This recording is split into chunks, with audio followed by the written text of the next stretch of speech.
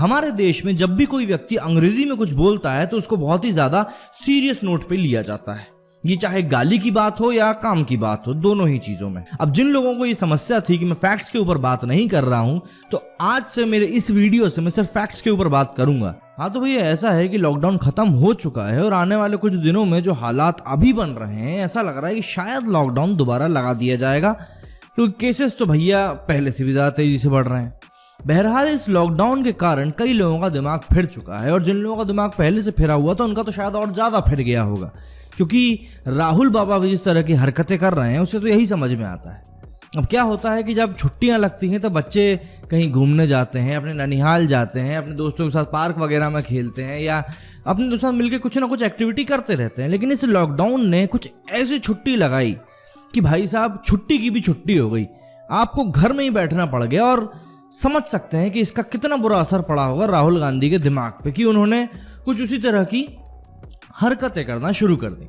मसलन के लिए देख लीजिए, पहले उन्होंने एक सीरीज शुरू की जिसमें उन्होंने कई बड़े बुद्धिजीवियों से, जिनकी थिंकिंग लेवल राहुल गांधी के आसपास भी नहीं भटकता, राहुल गांधी को मैं यहाँ पे ऊपर बता रहा हूँ बाय द वे, अगर आप मुझे समझने की कोशिश कर रहे हो तो उन्होंने इसी सीरीज में रघुराम राजन से पहले बातचीत करी, राजीव बजाज से बातचीत करी, और इन लोगों से इन्होंने बहुत बड़े बड़े और बहुत ही सीरियस मुद्दों के ऊपर बातचीत करी, कैसे हम देश को अच्छी स्थिति में ले जा सकते हैं फाइनेंशियली, और 10 तरह की चीज़ों पर इन्होंने बातचीत करी।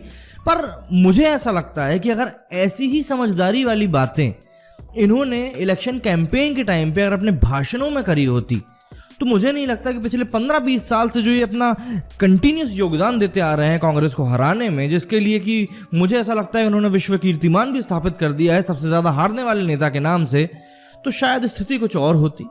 शायद हमें मोदी जी के सामने एक स्ट्रांग अपोजिशन दिख रहा होता, एक विकल्प दिख रहा होता कि हाँ, अगर हम मोदी जी को नहीं चुनते हैं तो ये भाई साहब हैं जो हमारे देश को संभाल सकते हैं, ये युवा नेता हैं जो हमारे देश को संभाल सकते हैं। लेकिन उन्होंने ऐसा नहीं किया। उन्होंने ऐसा सोचा कि इसको हम वीडियो कॉन्फ्रेंसिंग में करें तो ज़्यादा सही रहेगा। लेकिन वीडियो कॉन्फ्रेंसिंग से भी एक बच्चा कब तक खुश रहे, एक पॉइंट पे तो आके उसको बोर होना ही था ना, तो वही हुआ कि वो बोर हो गए। उसके बाद वो आए ट्वीट खेलने के लिए कि भैया अब ज़्यादा मेहनत नहीं करनी, कि वीडियो कॉल के लिए तो मुझे अपनी हेयर स्टाइल भी बनानी पड़ती है और सब चीज़ें करनी पड़ती हैं, तो एक काम करते हैं ट्वीट खेलते हैं, यहाँ पर तो कोई और दूसरा इंसान मेरे को लिख के दे देगा और मुझे तो बस कॉपी पेस्ट करके चिपकाना है, ज़्यादा बहसबाजी की उम्मीद ही नहीं रहेगी। यही सोच के उन्होंने किया। अच्छा, और सबसे तगड़ी चीज़ जो मुझे लगती है भैया, एक सेल्स वाले इंसान को अगर कुछ सीखना चाहिए राहुल गांधी से तो वो है उनका सेल्फ कॉन्फिडेंस। चीज़ आती हो समझ में या ना आती हो, फैक्ट्स हो सामने या ना हो, कॉन्फिडेंस बंदे का जिस लेवल का रहता है ना, मतलब क्या ही कह दो, एक नंबर कॉन्फिडेंस। पहले वो एक टाइम था जब चुनाव चल रहे थे हमारे 2019 में, तब ये रफाल करते रहे। अगर आप लोगों ने ध्यान नहीं दिया तो एक चीज़ बता दूं, ये रफाल का जो मुद्दा था ना, जब तक चुनाव नहीं हुए तब तक ही चला। जैसे ही चुनाव हुए और मोदी जीत गए, एकदम से बंद हो गया ये मुद्दा। इसके बारे में फिर कोई बात नहीं कर रहा। जो लोग मुझसे फैक्ट्स की बातें करते हैं वो जरा इस बात पे भी गौर कर लें कि यार ये मुद्दा क्यों एकदम से ठंडे बस्ते में चला गया, क्योंकि उसके पहले भी कई सारे ऑर्डर्स आए थे, उसके पहले भी कई सारी बातें हुई थी, लेकिन तब क्यों इतना चिल्ला रहे थे और फिर एकदम से क्यों शांत हो गए। खैर, हम आगे बढ़ते हैं। अब जब राहुल गांधी ने आज के सिनेरियो में मुद्दों को ढूंढा कि भैया हम किन बातों के ऊपर ट्वीट कर सकते हैं, तो उन्होंने देखा लद्दाख, चाइना। अभी यही ऐसा मामला है जिसके ऊपर भैया रोटी सेकी जा सकती है अपने ट्वीट की, तो उन्होंने भी वही किया। लेकिन लद्दाख निकला उनके आउट ऑफ कोर्स। क्या होता है जब इंसान बिना ज़्यादा सोचे समझे अपनी बात को सामने रखने की कोशिश करता है, तो कई बार मखमल की चप्पल उसे खुद भी पड़ जाती है, और वही हुआ इनके साथ भी। और इस बार मखमल की चप्पल राहुल गांधी जी को मारी है जामयांग नामबियाल ने, जो कि लद्दाख से सांसद है। नामबियाल साहब, आपको याद होंगे कि उन्होंने धारा 370 हटने के बाद सांसद में एक बहुत अच्छा भाषण दिया था, जिसमें उन्होंने कांग्रेस को एक नसीहत भी दी थी कि सुनने की क्षमता रखी, और उन्होंने बहुत ही खूबसूरती से धारा 370 के हटने की अहमियत को वहां पे समझाया था। राहुल गांधी भी तब उनका जवाब नहीं दे पाए थे, और पूरा अपोजिशन सिर्फ चुपचाप उनके फैक्ट्स और उनकी नीतियों को सुनता रह गया था कि आखिर वो कहना क्या चाह रहे हैं, क्योंकि किसी के पास जवाब नहीं था। बहरहाल, हम बात करें अभी के इस पूरे सिनेरियो की जो अभी हुआ है, तो हुआ कुछ यूं था कि हमारे गृह मंत्री अमित शाह जी ने एक ट्वीट क्या किया, बल्कि ANI न्यूज ने अपना एक ट्वीट किया जिसमें उन्होंने दिखाया अमित शाह को कि अमित शाह कह रहे हैं कि USA और इजराइल के बाद भारत ही एक ऐसा देश है जो अपनी सीमा की सुरक्षा कर सकता है, और इस बात को पूरी दुनिया भी मानती है। बस उनका ये ट्वीट आना था और इसके ऊपर राहुल बाबा तो अपने मोबाइल लेके बैठे ही थे कि कुछ हो और मैं यहाँ से अपनी रोटी सेकूं।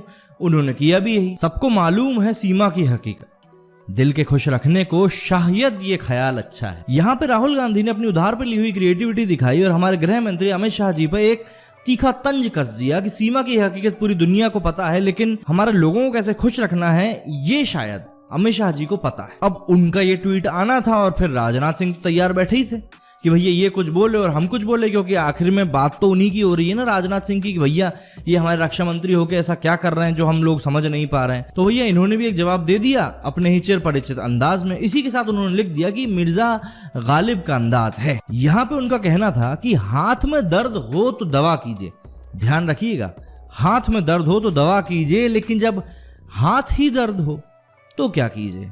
यहाँ पे उनका इनडायरेक्ट इशारा मुझे ऐसा लगता है कि कांग्रेस के हाथ के पंजे के निशान की तरफ था, क्योंकि राहुल गांधी ने भी यही समझा और राजनाथ सिंह के ट्वीट के आने के बाद राहुल बाबा ने भी तुरंत ट्वीट कर दिया और उनका भी कहना यही था कि एक बार हमारे रक्षा मंत्री कांग्रेस के सिंबल के ऊपर अगर कमेंट करना हो चुका हो इनका, तो ये हमको बता दें कि क्या चाइनीज ने इंडियन टेरिटरी के ऊपर कब्जा कर लिया है। बहुत ही तीखे अंदाज में इन्होंने ये सवाल पूछा, क्योंकि इन्होंने ये सवाल लिखा था अंग्रेजी में।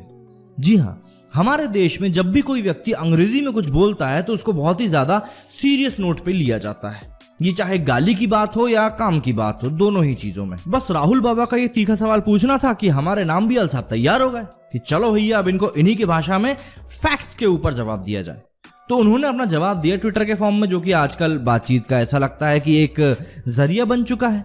तो उन्होंने ट्वीट करके 2 पिक्चर्स डाली जिसमें उन्होंने अपना जवाब लिखा था। तो उनका जवाब कुछ इस प्रकार से था कि भाई साहब शायद आप भूल चुके हैं कि चाइनीज टेरिटरी जो कि इंडियन टेरिटरी में घुसने की कोशिश करती है, ये आज की बात नहीं है, लेकिन हाँ चाइनीज टेरिटरी ने इंडियन टेरिटरी पे कब्जा किया है। वो मैं अब आपको बताता हूँ। अक्साई चीन 1962 में कांग्रेस रिजाइम के दौरान चाइनीज टेरिटरी के पास गया, जो कि 37,244 स्क्वायर किलोमीटर बड़ा क्षेत्रफल है। इसके बाद तिया पैंगनेक और चापजी वैली जो करीब 250 किलोमीटर लंबी है चुमुर एरिया में, वो 2008 जो कि यूपीए गवर्नमेंट का टाइम था उन्हीं के पास थी।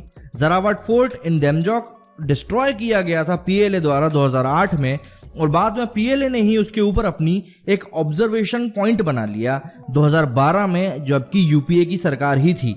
और चाइनीज ने उसी समय वहां पे अपनी छोटी सी कॉलोनी भी बना ली जहां पे करीब करीब 13 सीमेंटेड हाउस हैं।